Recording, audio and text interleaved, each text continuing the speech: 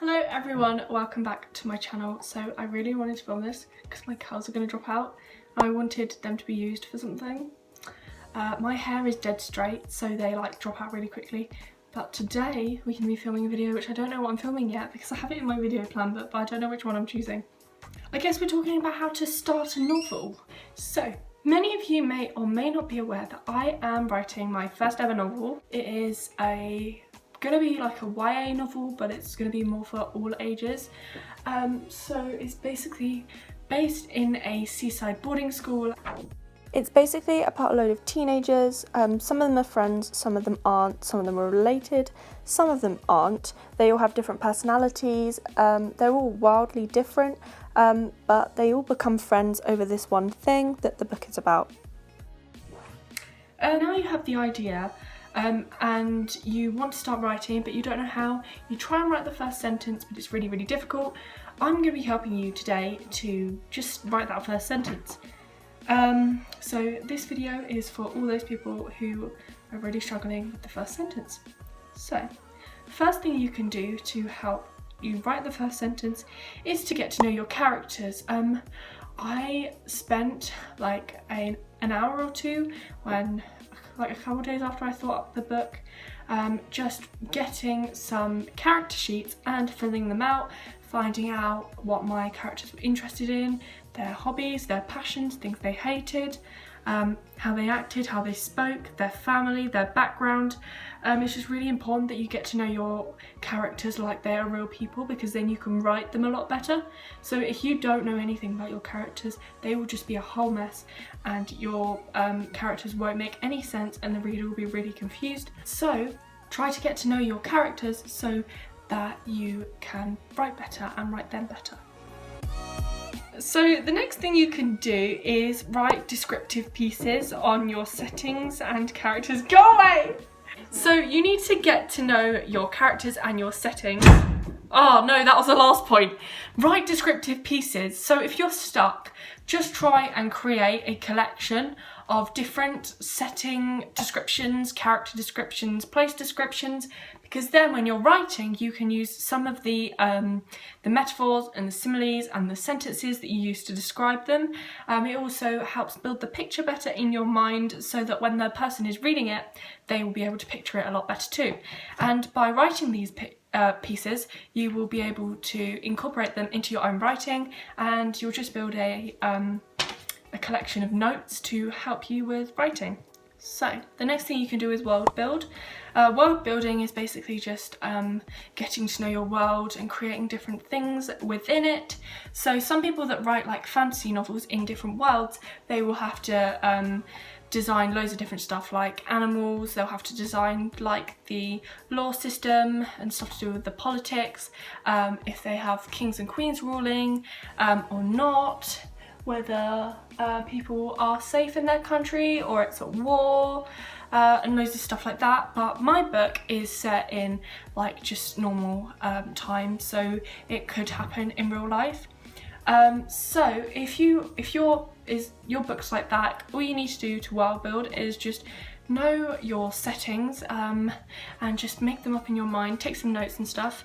But that's basically all you need to do. If you need to learn how to world build, I would suggest looking up another video on YouTube because I barely know anything about that. I barely know anything about how to start a novel because I haven't learned anything. I just know all these things from writing and the odd English lesson I've had at school. So yeah, I'm not the expert. Take everything I say in this video with a grain of salt, just as a little bit of guidance, but I honestly don't know that much about writing. I haven't attended any workshops or anything. I just decided to write a book one day and I did, and I am a quarter of the way through it, maybe a third. I'm not actually sure how much I've written. I'm on about chapter 14, but I've cut out some of the chapters and I need to move stuff, so I don't actually know how much I've written. Okay, the next thing to do is draw maps. So these don't have to be like world maps.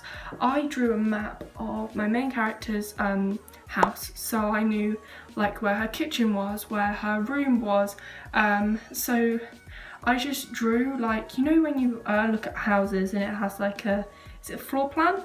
a floor plan of like the house, so you can picture them walking about in the house, and you know this is near this, this is near this. It just helps you to picture it more when you're writing. So yeah, you can also do that with different places, like schools, because my book is set in a boarding school, so I might do that eventually. Actually, I think I have drawn like a map, but if you plan to include maps in your actual book when you come to publish it, if you get that far, I would suggest, unless you are an amazing artist, to just draw rough sketches, and then when the time comes to get someone else to draw it for you, because I definitely wouldn't be talented enough to draw a map of my boarding school. But yeah. The next tip is to not outline the whole book. I know some people do this, but I think that it's better to just outline the first few chapters so you know what you're writing and what you need to write, and just let everything fall into place, because if you decide too early on, you'll feel like you can't change it, and it might end up being a really, really bad book. So you need to give yourself time to think about things, and leave it as a bit of a mystery of what's going to happen, and wait until you get there. So don't worry too much about having your whole book planned out. Just start writing, because when you come to write that first sentence, you don't want to be worrying about needing to know how the book's going to end, how you're going to wrap everything up, where the story's going to go, what the problem's going to be, and stuff like that. So just don't worry about that. You can build on from your first couple of ideas. You don't need to know everything at once. Next thing you can do is daydream. It's really nice when you've got a book in progress to just daydream about your characters and all the things that you could write about in your book. You can do this in the shower, you can do it when you're about to go to sleep, you could do it on the bus, you could do it when you're on a walk.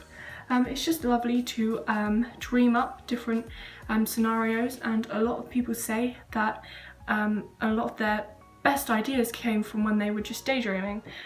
So this is a really important thing that writers do to get inspiration. The next thing is don't give up. You just need to take that first step and write the first sentence. It will be difficult. Some days you will hate your novel, some days you will love it, but you just need to keep working at it, because you will feel so happy when you've written that whole book, and so proud of yourself that you have done that, because it's a really, really big achievement and you should be really proud of yourself.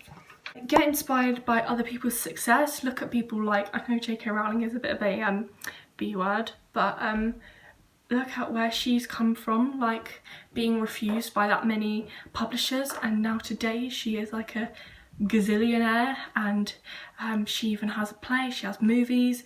Don't compare yourself to other people, but see how successful they are, and tell yourself that maybe one day you can be like that. And also, you don't have to be just a writer. It can be your hobby, so don't think you either have to have it as your full-time job or you can't do it at all. You can have it as your full-time job if you are good enough, but you just need to remember that not everybody can do it full-time. I will probably not do it full-time when I'm an adult. I have other things that I want to do, but it will still be an important part of my life and something that I want to achieve. I want to become a published author one day. But yeah, I just think that you should have it as your hobby until you know you want to become a full-time writer. Remember that you can go back and edit. I used to get really worried, and I used to edit as I wrote, so I don't type anymore. I write it in a rough book, which is just a notebook that I bought from Wilkinson's. I usually write before I go to sleep or in class, because when I'm like waiting for the teacher to start talking and everybody's just having a chat, I just whip out my book, start writing my book, and it's just, I find I'm more inspired when I'm at school or at night when the house is completely dead silent. So they're quite two different things, but just experiment and see where you like to write, when you like to write, and try and build yourself like a plan.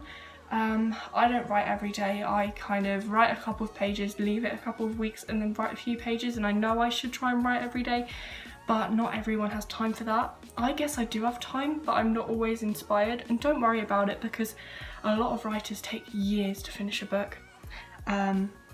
So yeah, just don't worry about how rubbish your writing seems when you're first writing it, because published work takes millions, well not millions, but it takes loads and loads of editors to go over it and check it.